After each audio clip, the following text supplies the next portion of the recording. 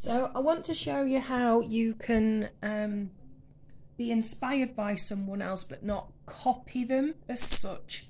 So that means just taking small bits but then applying them to your shapes and your words, and then you will be influenced by, rather than just copying someone.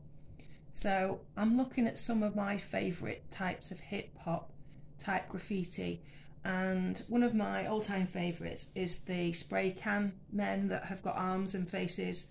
So I just like them. I just like them a lot. So that's the first thing that I'm going to do. I'm going to show a spray can man in mine. So I'm looking for which letters that I've already drawn would look good if I can add a spray can man to the top of it. So I'm looking at spray can man, and I'm going to start doing one of those on the top of the R above my hunter. It doesn't matter how tall or wide the spray can men are, that's entirely up to you. But I just love that they've got hands and a cheeky face. I like that. So I'm going to add the top to this one, and then a little bit of where the paint comes out, and then I just need to start adding some hands.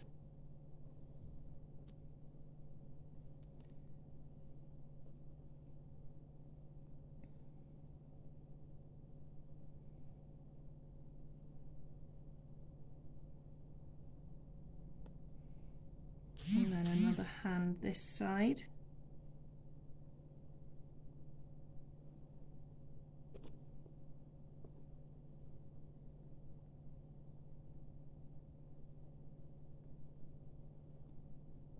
So as you can see, I'm sort of drawing over some of the shapes, but that's because I'm going to rub out some of those later on.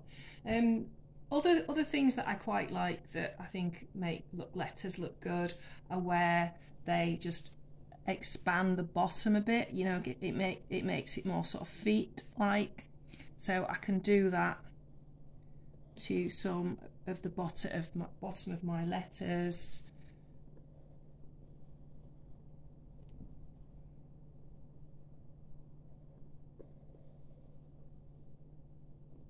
There are things like dripping paint that you commonly see that you can add to your graffiti letters.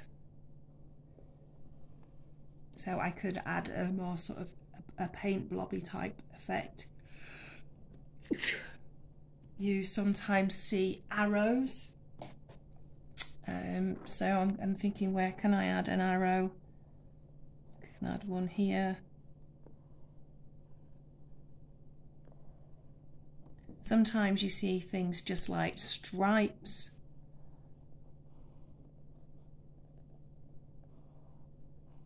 Or circles. Sometimes you see stars.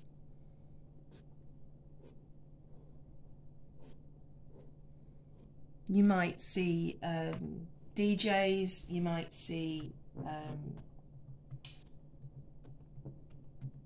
fingers, just you might see stereos, and anything like that you like. Just sort of add it to appropriate places on your letter form, and then you are not copying, you are being inspired by. So one of the letters that I'm looking at right now, there's sort of a stripe that goes throughout, and then each stripe is a different colour.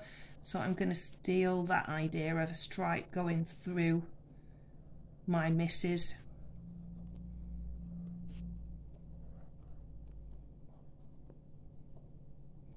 And then I might also outline, because that's another thing that they do a lot, outline. And it is now transforming my work into something that isn't their work either. It's just that I am inspired and influenced by their work. So I can carry on like this and go on and on and on. And then what I will need to do then is start to sort of rub out the basic guidelines that I don't need anymore. They was just there to help me start, because obviously whichever piece of art form you are doing, you need a starting point. So guidelines, once they've had their time and place, they can go. They're no longer needed.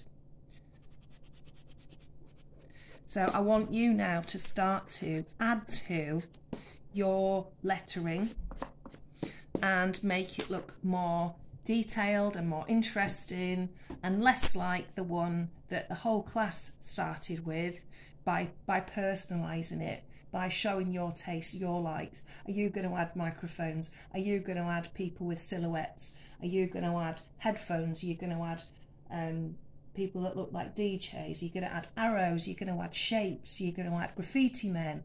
Are you going to show that there's a stripe going through your letter? Are you going to add an outline? Are you going to do all of those things? Are you going to do different things than that as well? Make it yours, okay?